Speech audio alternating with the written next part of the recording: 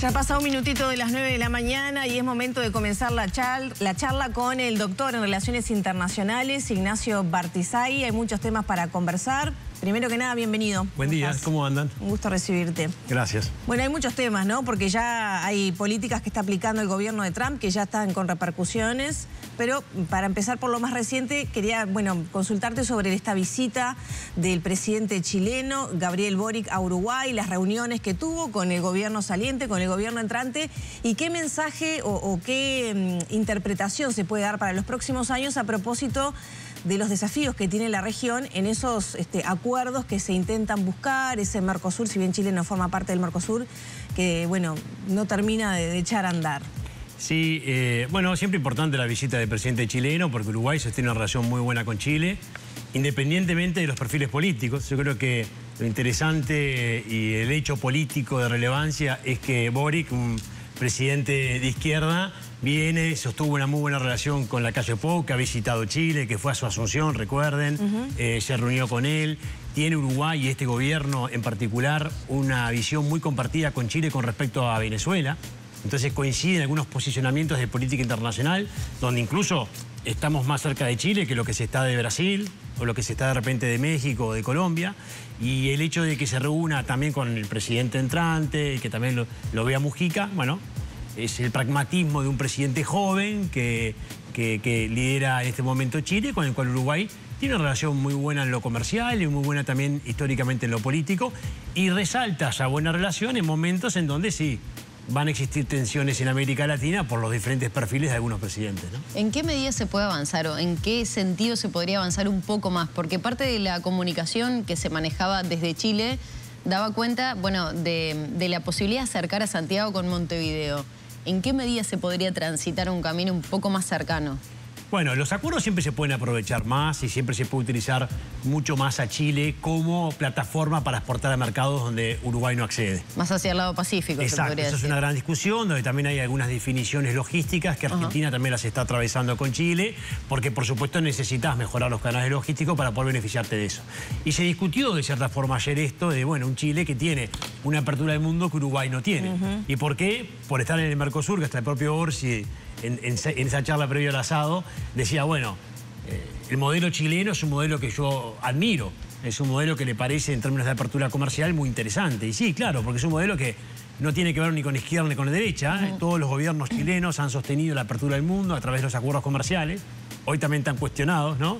Sin embargo, Chile los tiene firmados en una gran cantidad. El gran porcentaje de sus exportaciones tienen cero arancel por estos acuerdos. Y es un modelo que Uruguay mira de forma atractiva en un momento donde Mercosur atraviesa una crisis, diría, estructural profunda, con perfiles bien distintos entre Lula y Milei, con esta incertidumbre de lo que va a pasar con Europa. Entonces, el modelo chileno en ese sentido siempre fue algo que Uruguay le atrapó y creo que quedó ayer reflejado. Pero el comercio se puede potenciar, pero por supuesto habría que tener alguna estrategia específica de cómo aprovecharse esa plataforma para entrar a otros mercados que Uruguay no tiene acceso, pero allí se necesitan inversiones logísticas también, no es algo sencillo. Y a propósito de la región y de lo variopinto de los gobiernos que van a estar conviviendo en los próximos años, ¿cuál avisorás tú que podría ser la relación con Estados Unidos antes de meternos en las políticas concretas que ya se han empezado a aplicar? Y depende de qué tan pragmático seas, ¿no? Si te vas a poner a reclamar o a posicionarte sobre todo lo que diga Trump respecto a otros, vas a tener problemas. Yo creo que hay que intentar pasar desapercibido, sin dejar de... No podés desconocer que no se comparten muchas políticas de Donald Trump contra América Latina, o que naturalmente Uruguay, un país abierto, no comparte, o que pretende ser abierto, no comparte la guerra comercial, o lo que implica la violación de la legislación internacional vinculada con la guerra comercial. Pero no puedes estar constantemente posicionándote en contra de lo que dice Trump, porque te termina pasando de repente lo que le pasó al presidente colombiano, que por un mal manejo, una situación migratoria, terminó Trump amenazando con una aplicación del 35%, de 30% de aranceles, y que hizo el presidente colombiano, tuvo que ir para atrás. Claramente, por lo menos este gobierno de Lacalle Pou tiene una posición bien distinta, porque de hecho mandaron para atrás a una delegación que ya estaba en los Estados Unidos, que avanzaba creo que hacia Washington o Nueva York, y tuvo que volver desde Miami para acá porque Estados Unidos le quitó el apoyo económico para solventar esa formación que tenían prevista. Y no hay declaraciones en contra de eso. Tampoco me parece que sea razonable que Orsi siga ese camino, en el sentido de que si tú no estás en el centro de atención de Estados Unidos, no te pongas así. ¿Por qué no estamos? Primero porque la administración de Donald Trump tiene otras preocupaciones, ¿no? Más grandes, en lineamientos con actores que son realmente importantes en comercio, en los problemas de agenda bilateral, además de lo internacional, lo migratorio, lo de seguridad, lo del narcotráfico. Ahora, nosotros no estamos ahí. Y tenemos además una designación de un embajador de parte de Trump que es amigo de Trump, que conoce Uruguay, que juega al golf con Trump. Creo que la señal es, yo con este país no voy a tener problema.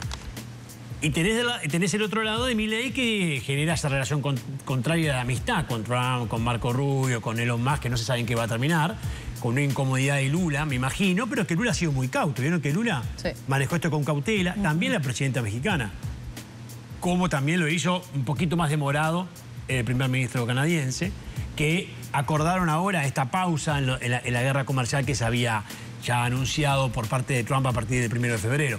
Entonces, me parece que lo que se está demostrando es que Trump tiene esa forma de negociar, no es que va a hacer todo lo que dice, va al extremo para negociar, por la fortaleza que tiene Estados Unidos.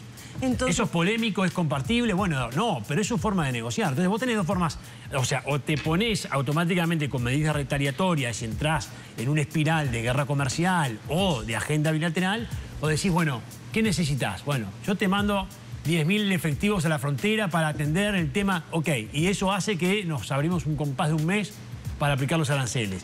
Eso es negociación, y con Trump hay que negociar.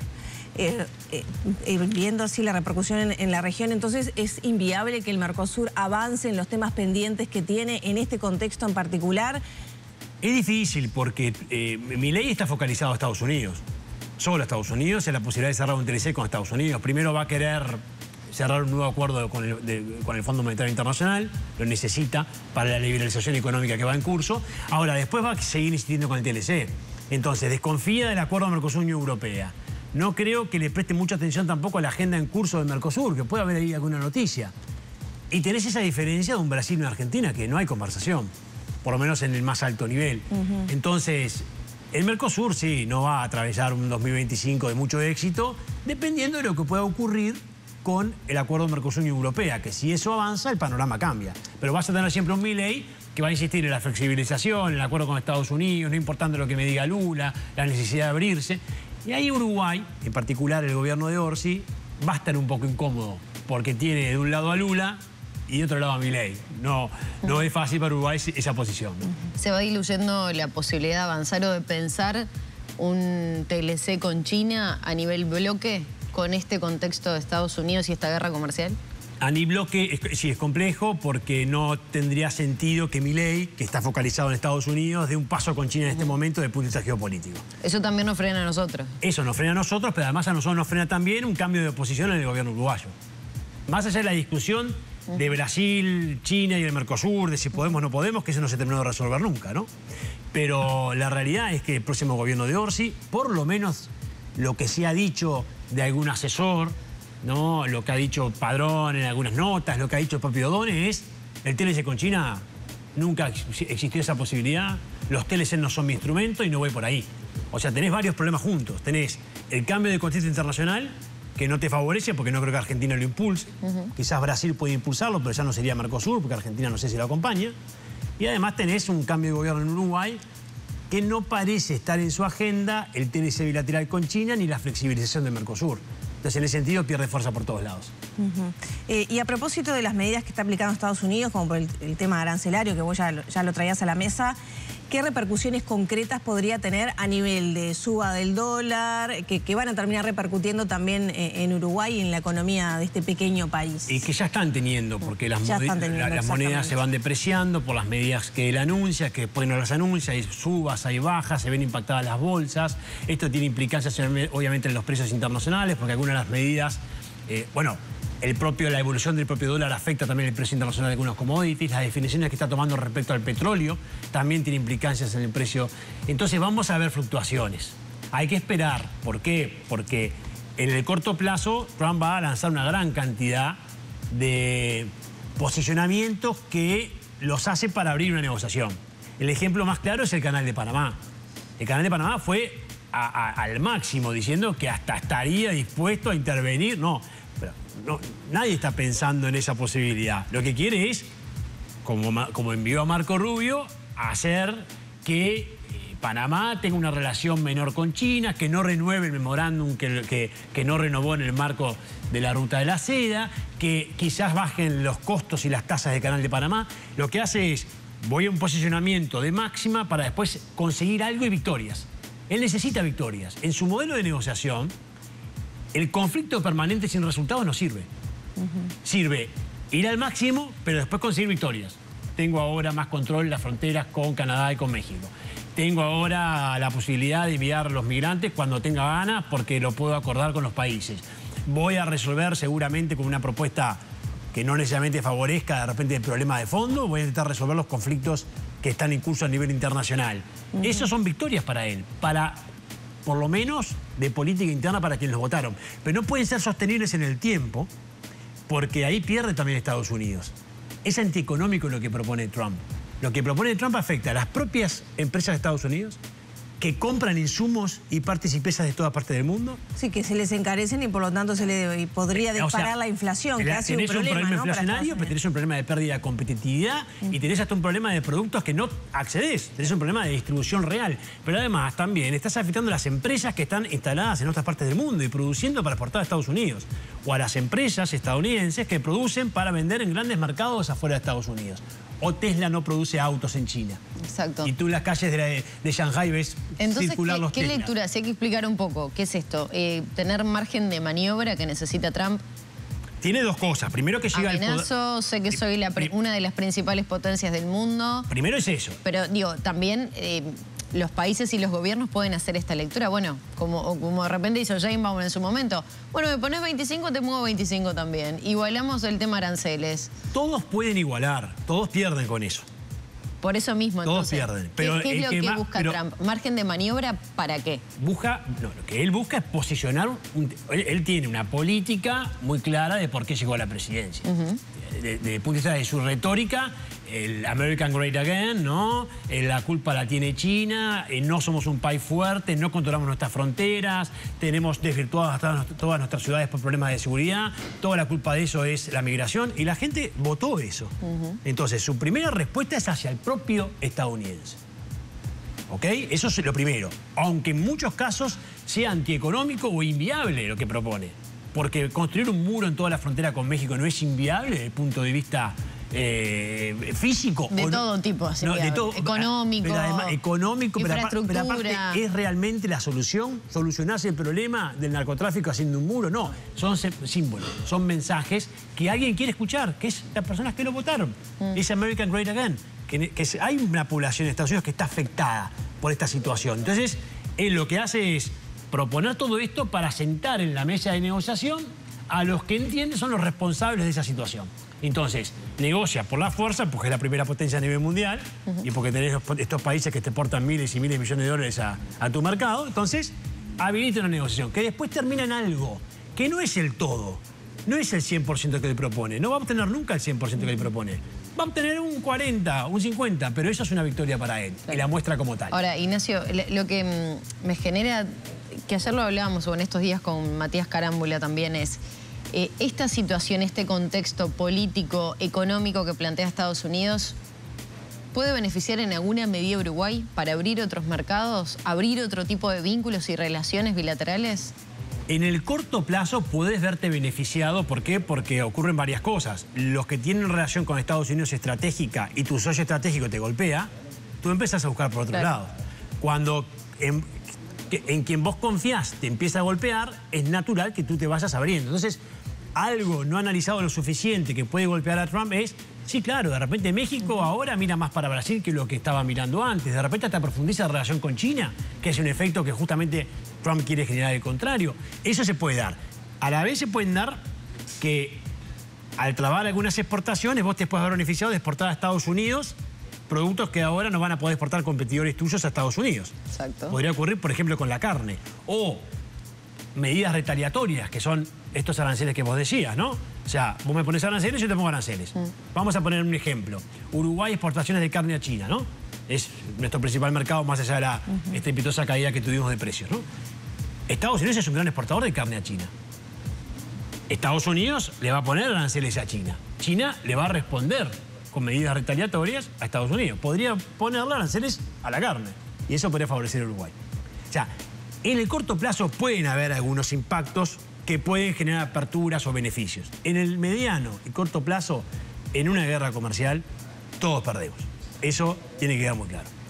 Bardesagui, ¿qué se puede esperar de la política de Estados Unidos con respecto al conflicto? Tanto Israel con Hamás, pero también a Ucrania-Rusia, que había anunciado en campaña que... Lo resolví en 5 minutos. Que lo iba a resolver rápidamente, exactamente.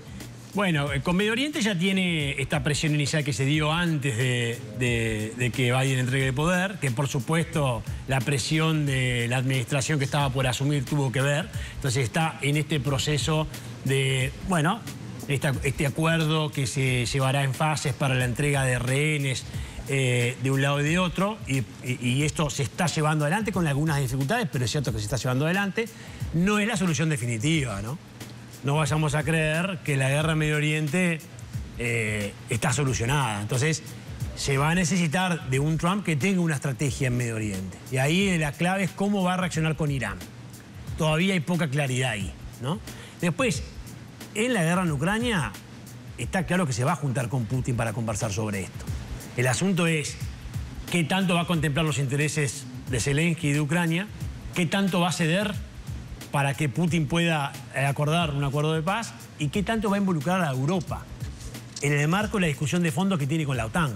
Porque Europa, si queda fuera de esta discusión de cómo se resuelve el conflicto en Ucrania, termina de derrumbarse el poder europeo en los temas geopolíticos. Europa tiene que estar en el centro y tengo dudas de que Trump ponga en el centro, ¿no?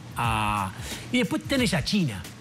China es parte de la solución de este conflicto también. No creo que Putin resuelva una paz solo con Estados Unidos sin tener previamente un acuerdo con China. China juega un rol en la paz, entonces me parece que Trump también debería jugar con China, y lo va a hacer, me parece, ya ha tenido conversaciones con Xi Jinping respecto al punto, para ver cómo se soluciona esto. Pero me parece que es lo próximo que se viene, lo internacional, o sea, más claridad en Medio Oriente, todo lo que tiene que ver con los organismos internacionales, todo lo que tiene que ver con la guerra en Ucrania, y a poco vamos a ver cómo maneja los problemas con China y por Taiwán, y cómo maneja también el conflicto en el Ártico. Porque ojo que lo de Groenlandia tiene que ver con el Ártico. Sí, también, sí. ¿Podemos calificar este momento como de incertidumbre entonces a nivel internacional en Occidente por lo menos?